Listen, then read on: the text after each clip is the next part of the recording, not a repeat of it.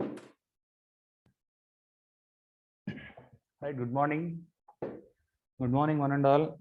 And I welcome all the listeners to the next session on Java. So, in the previous session, we have started the concept of constructors, right? We have seen and we have covered almost 10 points under constructors, right? We have seen that it is a special method where the constructors do not have return type, and then name of the constructor should be same as class name, right? So similar to the methods, constructors will also have parameters. Similar to the methods, constructors will also have body. Methods are explicitly executed. Methods are executed when we call them explicitly, where the constructors are executed during the time of object creation, and we cannot call them explicitly. And then we cannot execute a method any number of times we want.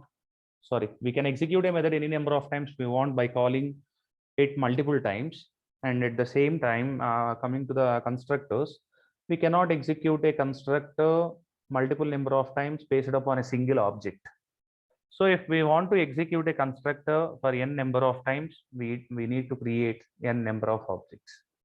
So this is what we have seen in the previous session, right? And I think most of the people had watched the previous session. So if anybody has missed the previous session, it is a bit difficult to understand today's session. So I request you to please watch the previous session, right?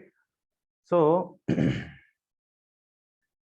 today's session, we are going to cover the remaining points under constructors, right? We are going to cover the remaining points under constructors, and we can later move on to the constructor overloading, right? See here, the 11th one. So whenever we define a constructor, a super keyword will be added to the body of the constructor as a first line of statement. I will give you one statement. We can have right a .java file. We can have a .java file without constructor, right? But we can't have .class file, right? We can't have .class file without a constructor.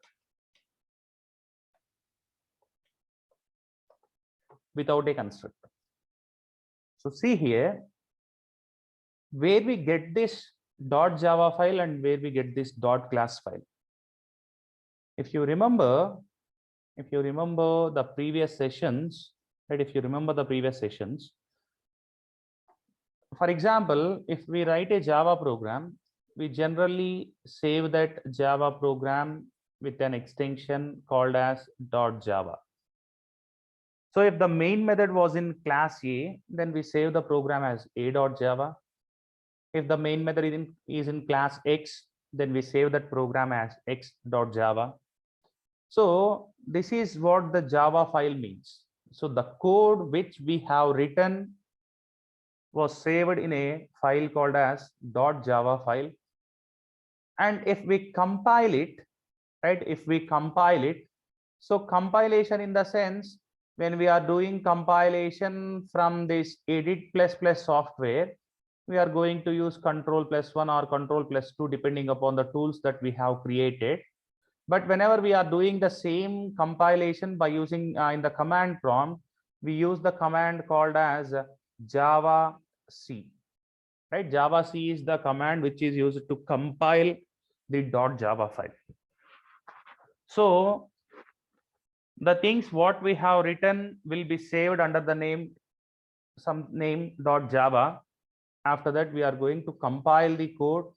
So during the compilation of the code, right, depending upon the platform we are using, when we are using the command prompt, we go for javac.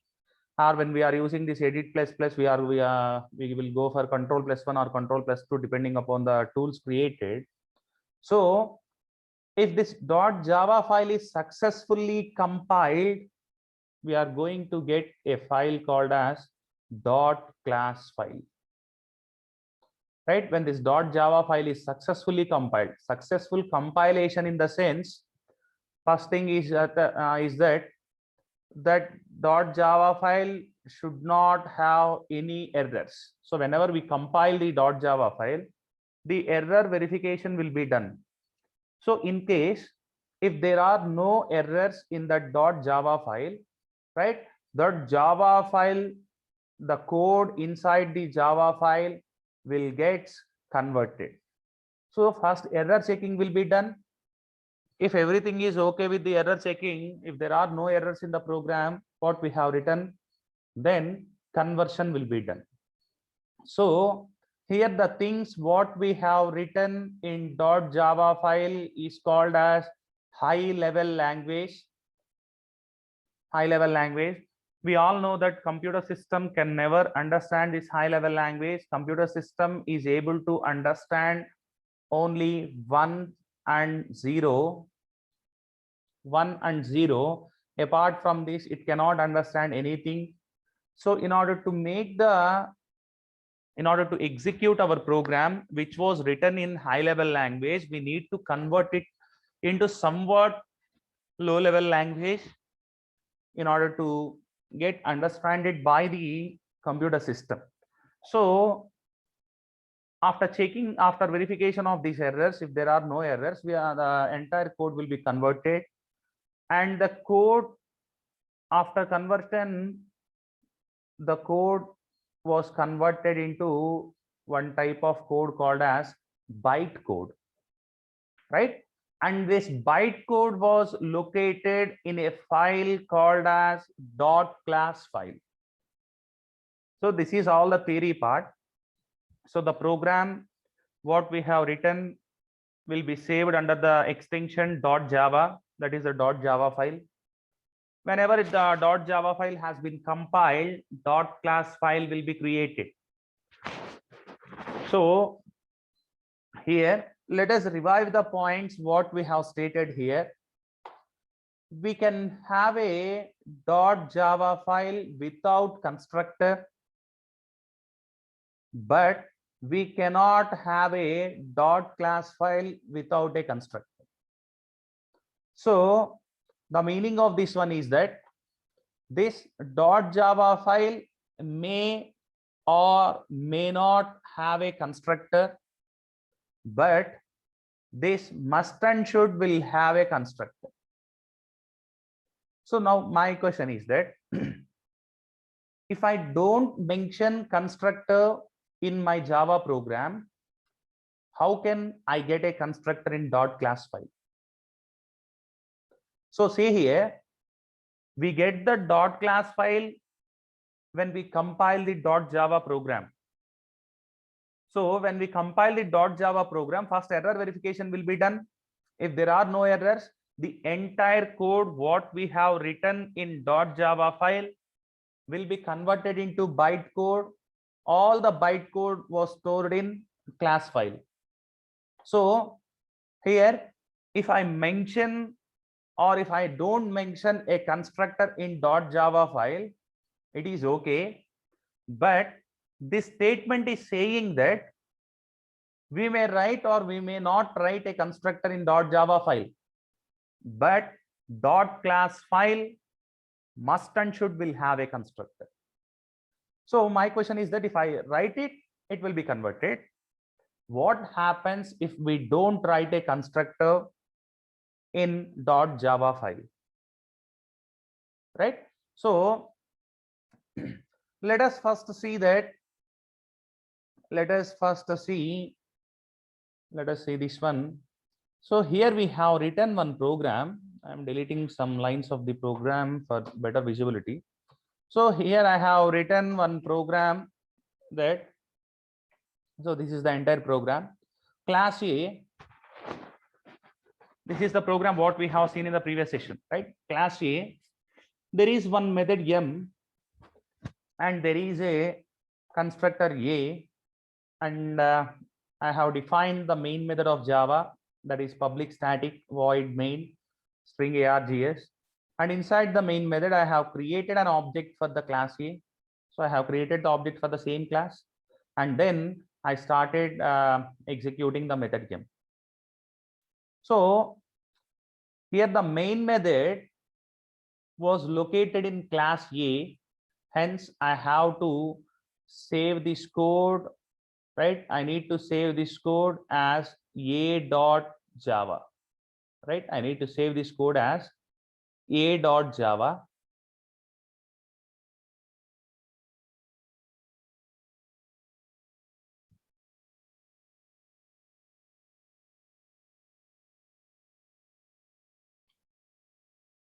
Right, a.java. So see here. So let us see the location where it was saved. It was saved in F drive,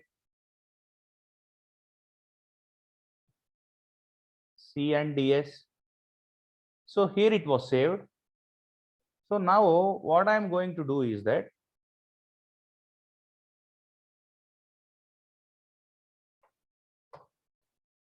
so if you observe, I have deleted, right? I have deleted all the class files. Now, if you observe, there are 4 folders: week 1, week 2, week 3, and week 4. And then followed by, there are 3 programs with the name A. It is a Java file. You can see here, a.java, c.java, lab report migrate.java, and there is a, something called as one MP4 file, a video file. Now, see here, by keeping these 2 side by side, you can observe here. So now I am going to compile this code. So when I compile this code, if there are no errors, right? If there are no errors, that will be converted into dot class file. You can see here, this dot class file was created just now at 8:49, 27/5/2021. You can see here. Again, you can observe, I am going to delete this one again, right? I'm going to delete this one again, and I'm going to compile it again. See here, I'm going to compile it again. So if I compile it again, so this dot class file has been created again. So because it has successfully get compiled, right? So this is .java file. The code what we have written was saved here. This is dot class file, the code which was converted into bytecode. So as the statement given, right, as the statement given, this A may or may not have a constructor, but this A dot class will definitely have a constructor inside the code. See here. So let us discuss how it will be done. So what happens if I don't write this constructor here? What happens if I don't write this constructor here, and if I compile this one? So I'm going to compile this one. So it got successfully compiled. This class do not have a constructor. Now what Java compiler will do is, Java compiler will verify whether there is a constructor in the class or not. If there is no constructor in the class, then Java compiler is going to add a default constructor,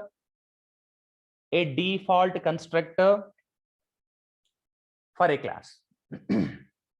Right? So that is our 12th point. If we define a constructor,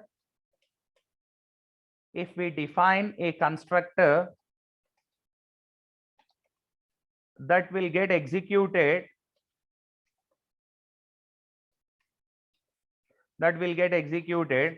if we don't define a constructor, if we don't define a constructor, a default constructor will be added by the compiler, right? Will be added by the compiler. So if we write it, it is okay. If we don't write it, compiler will add a default constructor. So what the assumption for the people is that people just assume that default constructor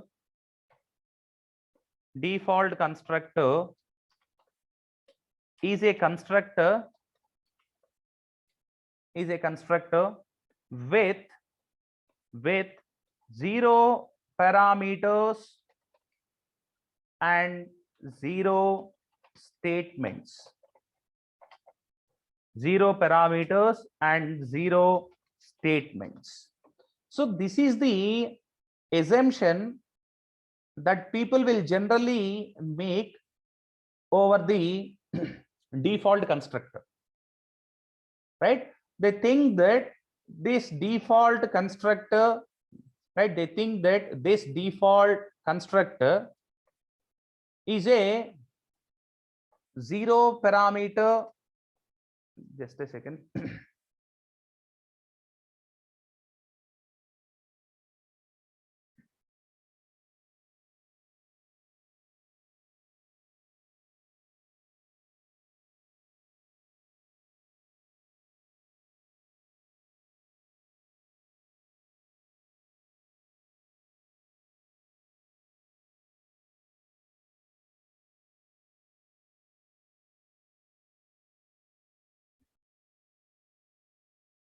Right, default constructor with 0 parameters and 0 statements, right? So this is just an assumption for the people, but the fact is that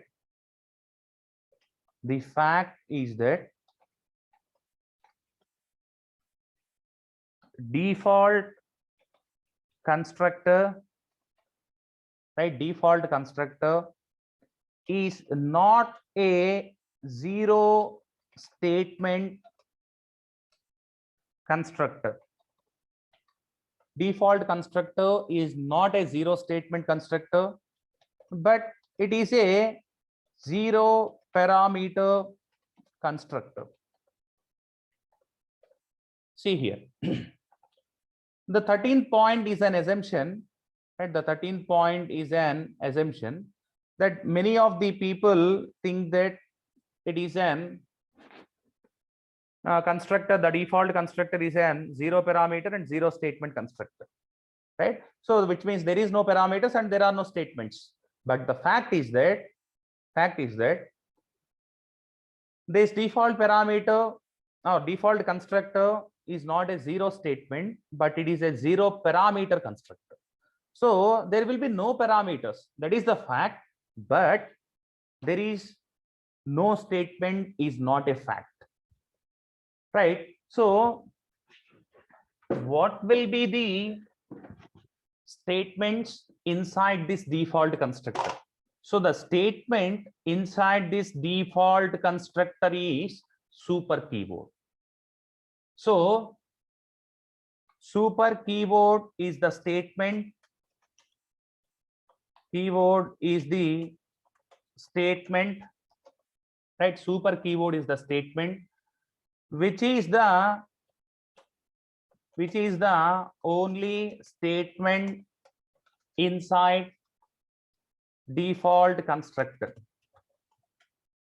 So super keyword is the only statement which is inside default constructor. So if we don't mention a constructor, Java compiler is going to add a default constructor, which may be a 0 parameterized constructor. This default, in the body of the default constructor, Java compiler is going to have a keyword called as super keyword. So if we write it or not, the things which were highlighted with the blue color, if we write it or not, those things will be added by default by the Java compiler before compilation. So that is the meaning of this point. If we define a constructor, that will get executed. If we don't define a constructor, a default constructor will be added by the compiler. Here, we can have a .java file without a constructor, but we cannot have a .class file without a constructor. See here, if we don't mention this one, right? If we don't mention this one, right? Java compiler is going to add that and then it is going to compile. So this is why we can have a .java file without a constructor, but we cannot have a .class file without a constructor. Right? So now let us see what will happen, right? What will happen if I define a constructor here? If I define a constructor here, let us see what will happen.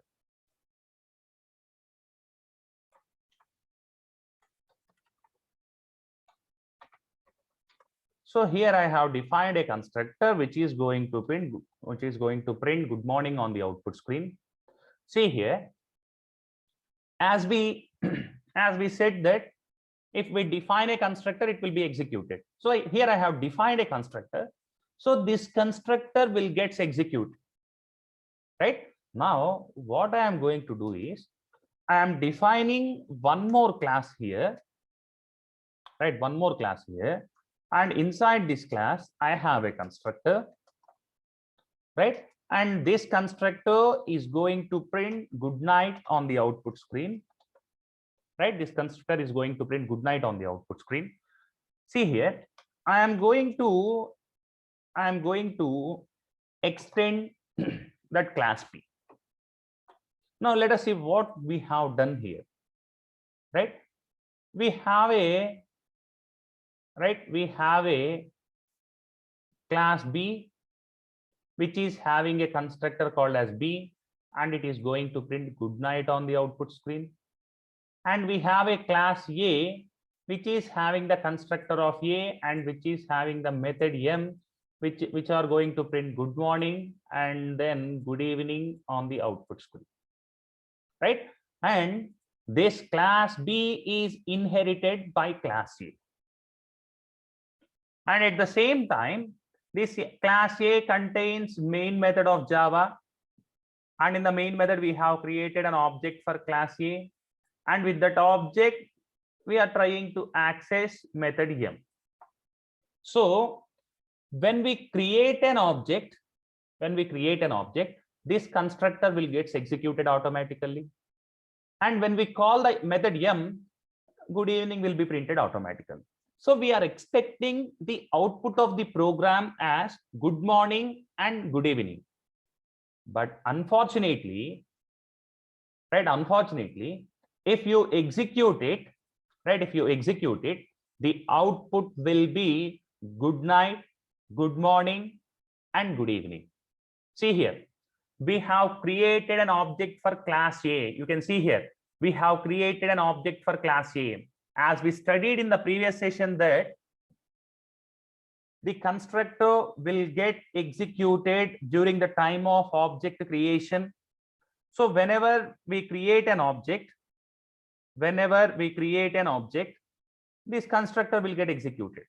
When the constructor got executed, it will print good morning on the output screen. So that is not a problem. After executing the constructor, we have called the method M. When this method M was executed, it will print good evening on the output screen. So we are expecting the output as good morning and good evening. But we are going to get the output as good night, good morning, and good evening. So when we get the output good night, when the constructor of class B got executed, we are going to get the good night. See here, but we never made a call to the constructor of class B. We have made a call to the constructor of class A. We have made a call to the method M which was present in class C. See the output of this code and then we can discuss it with later.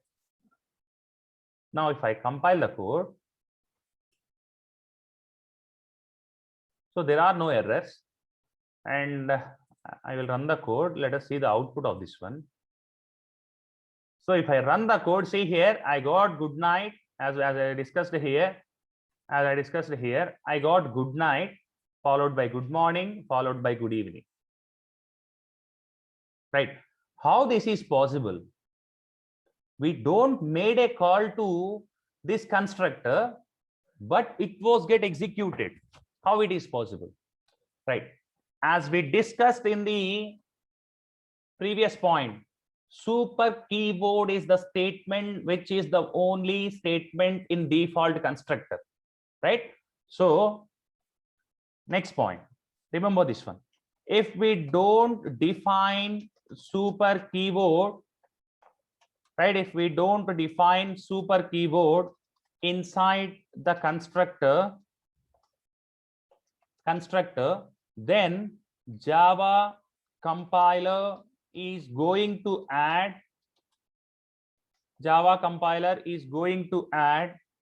super keyword as a first statement inside the body of the constructor. So if we don't define super keyword inside the constructor, then what Java compiler is going to do? It is going to add a super keyword as a first statement inside the constructor. So here, when I compile it, I don't have a super keyword. What internally will happen is that Java compiler will add this super keyword and then it will execute the code. So whenever we made a call to class A's object, the class A's object will start executing. So the Java compiler will automatically add the super keyword. Whenever the super keyword was observed by the JVM, Java Virtual Machine, then it is going to execute the super class constructor. It is going to execute the super class constructor. That's why we got good night as an first line of output. After executing this constructor, control will return to the next line of A's constructor. That's why good morning will be printed on the output screen. And if you observe here, the next line is that obj.m. So whenever the m method is executed, it is going to print good evening on the output screen. So this is how a constructor will be in the program. If we don't write a constructor, Java compiler is going to add a constructor. If we don't write a super keyword inside a constructor, Java compiler is going to add a super keyword inside the constructor, right? So this is all about the constructor and somewhat super keyword, and there are many uses for the super keyword. I will explain the uses in the later classes. Let us complete these constructors and constructor overloading first, and then we can move to the explanation of different keywords such as this keyword, super keyword, final keyword, and the static keyword, etc. Right?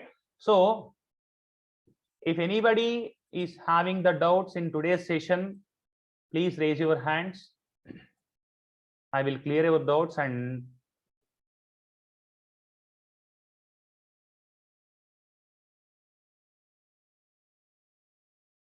if anybody is having the doubts, you can raise your hands.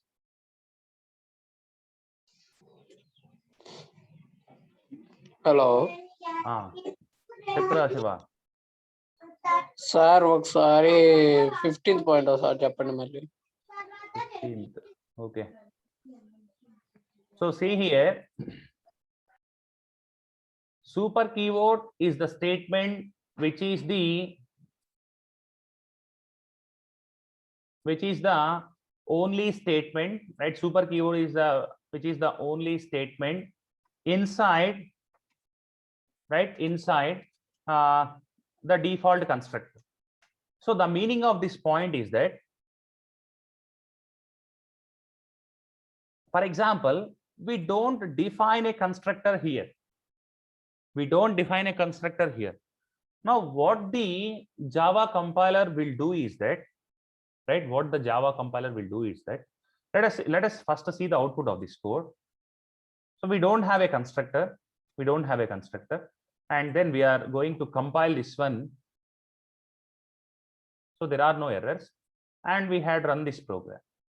If I run this program, you can see here, I got the output as good night and good evening. So there is no chance of getting good night here. We don't create an object for class B. If class B object is created, then these constructors will get executed. So here, what will happen is Java compiler is going to add a default constructor. So it is not a problem. Even though if it add a default constructor, we cannot get this output. What will happen is that in this default constructor, Java compiler will add a super keyword. So this super keyword and this default constructor will be added by the Java compiler if we don't mention any constructor inside our class. So when we create an object for class A, because the compiler had added this code by default, so inside the code we have called the super class. So super class constructor will get executed. After executing the super class constructor, we had called the method m. So this method m will get executed. That's why we got the output good night and good evening. So the meaning of this 15th point is that this super keyword will be added by the compiler by default inside the constructor, right? So if we write a constructor and if we don't mention this super keyword, that super keyword will be added by default. If even we don't mention a constructor also, that constructor will also be created by default by the Java compiler, right? And then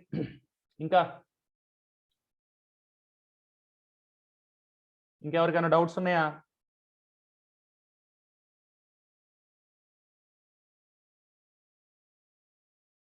ఎవరికేం లేవా? Right, okay. Okay, then we will